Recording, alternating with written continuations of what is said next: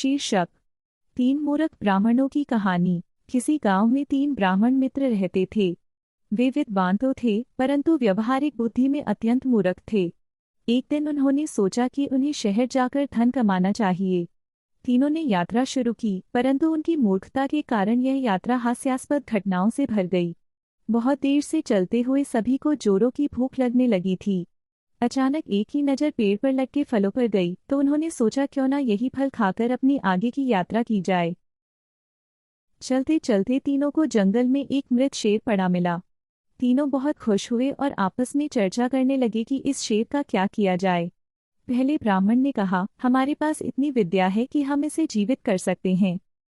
दूसरे ने कहा, सच कहा, हमें अपनी विद्या का उपयोग करना चाहिए और इसे फिर से जीवित करना चाहिए। तीसरा ब्राह्मण थोड़ा समझदार था, उसने कहा, हमें ऐसा नहीं करना चाहिए।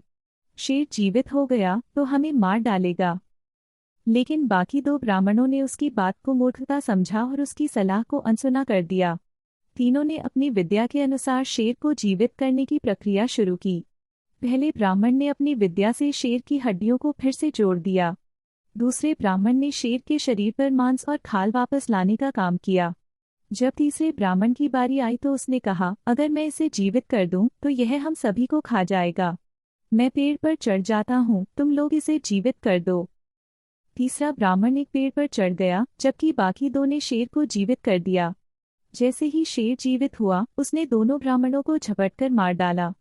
पेड़ पर बैठा तीसरा ब्राह्मण डरते हुए सब कुछ देखता रहा। शेर उनके मरने के बाद जंगल में चला गया। तीसरा ब्राह्मण पेड़ से नीचे उतरा और दुखी मन से सोचने लगा, मेरे मित्र बहुत विद्वान थे, लेकिन उनकी मूर्खता ने उनकी जान ले ली। वह अकेला ही गांव वापस लौट गया और अपने मित्रों की मृत्यु की कथा गांव वालों को सुनाई। नैतिक शिक्षा।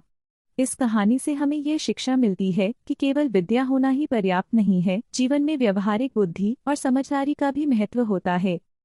इसी तरह की रोचक कहानियां सुनने के लिए हमारे चैनल को लाइक, शेयर, सब्सक्राइब जरूर करें एवं बेल आइकॉन को ऑल पर रखें। धन्यवाद।